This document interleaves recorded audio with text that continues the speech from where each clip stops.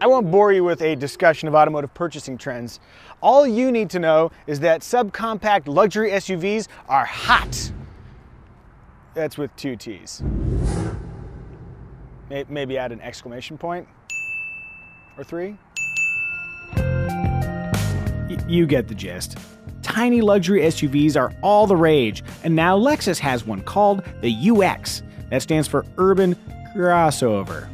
It operates in a segment that includes the Audi Q3, Mercedes-Benz GLA, Volvo XC40, Cadillac XT4, and a bunch of others.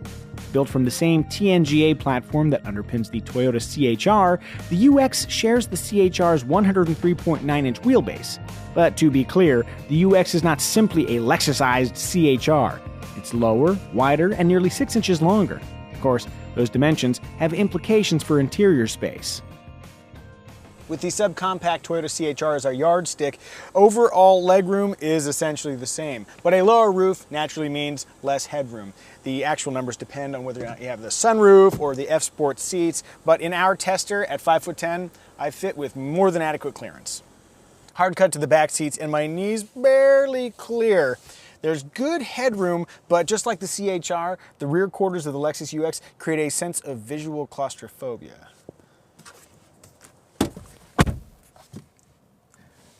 We did a really good job with that shot, Mike.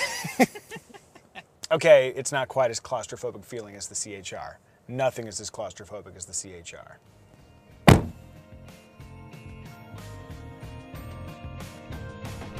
For a stronger sensation of roominess, along with actual roominess, the Volvo XC40 or Cadillac XT4 are better choices. I'll also mention that it might have been neat if the rear seats reclined, and the armrests are covered in soft material, but they're unpadded, invoking a sad squirrel on the Mike Amuzio Elbow Comfort Index. Depending on audience reaction, I might have to make that index a real thing. On a brighter note, the center rear seat is usable for short journeys, the fold-down center armrest is satisfyingly squishy, and passengers are treated to rear vents plus 2 USB ports.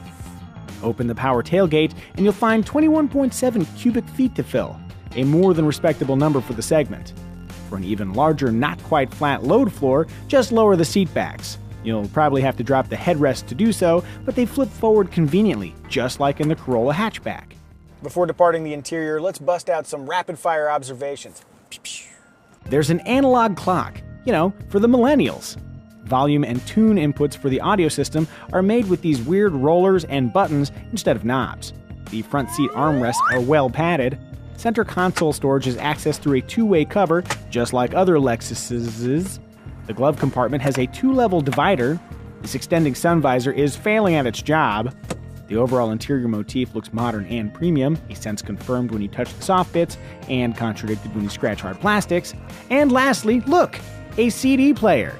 For the millennials.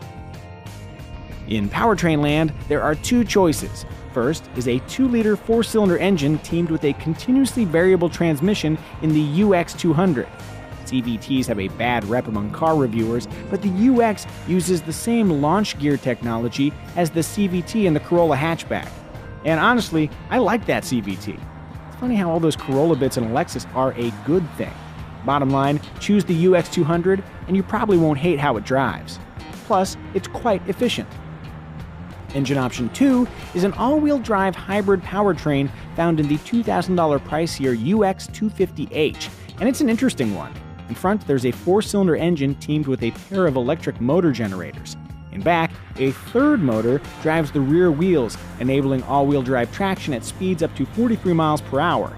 The system's nickel-metal hydride battery is conveniently hidden beneath the rear seats. With electric torque and 181 total system horsepower, the 250H feels plenty gutsy around town. In fact, it's a few ticks quicker from 0 to 60 than the non-hybrid UX. 8.5 seconds to 60 isn't blazing fast, but it's fine for urban exploring.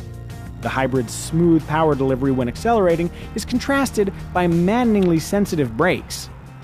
When slowing, not only does the brake pedal feel unnatural, but making small, smooth adjustments to pressure is almost impossible. I'm not one to blame equipment, but coming to a seamless stop is really more luck than skill. If the brakes in the 250H don't drive you nutty, outstanding fuel economy will be your reward. The UX Hybrid also offers an EV drive mode for short all-electric stints, though I'm struggling to find a practical use case. Be sure to scour the comment section for suggestions. At higher speeds, say on the freeway, bumps are managed with dignity and interior noise is subdued, though I have noticed a tendency for the UX to wander on straight stretches, necessitating frequent steering corrections. That aside, I like how the UX drives, including around corners. When negotiating bends, the littlest of Lexi has a stable, steady feel. Oh God, that was a big hit. That's not the car's fault, that was my fault. All of that's supported by smooth steering with just the right heft. Gonna need a moment. There are sportier SUVs, but the Lexus UX wins with a generally confident demeanor. On that note, driver visibility is good in most directions, but a thick B-pillar partially blocks the driver's view left. That's a convenient segue into safety, where Lexus Safety System Plus 2.0 comes standard across the board. That comprehensive suite of driver assist technologies features full-speed dynamic cruise control, pre-collision warning with automatic braking and pedestrian detection, intelligent high beams, road sign detection, and lane departure warning featuring steering assist that intervenes in refined fashion. In cheapest rendition, a base UX 200 has an MSRP right about $33,000, including destination charges. That price includes 18-inch wheels, LED headlights, Apple CarPlay but not Android Auto smartphone integration, 3 drive modes to tailor your UX driving experience, and a 7-inch infotainment display, though our test car's 10.25-inch screen is definitely the better choice. Control of that screen occurs through this Lexus remote touch interface. It allows zoom gestures and swiping and tapping. It has haptic feedback, and it even recognizes handwriting. If you go down here and hit change type and then go to handwriting, you can do, let's see if it will recognize. Yeah, there we go. It's recognizing my name. What fun. The thing is, all of those moves and those screen layouts take a little time to really learn. So I recommend doing that when you're not driving 80 miles an hour. Yeah, this will do. Heads up, if you're my height, the gear shifter will block your view of the remote touch interface when driving. But honestly, you should be watching the road instead. If your budget allows, premium features are available, like a foot-activated tailgate, heated and ventilated front seats, and an F-Sport package that elevates the UX's style and handling prowess while adding 0% more power. Versus foes like the BMW X1, Mercedes-Benz GLA, Cadillac XT4, and Volvo XC40, the Lexus UX is competitively priced. On top of that, the UX boasts the Lexus brand's acclaimed reliability and resale values, drives wonderfully, aside from those darn hybrid brakes, and it looks properly daring in keeping with Lexus's modern design direction. Note the expectedly huge grille and the full-width rear light consisting of 120 LEDs. Neat.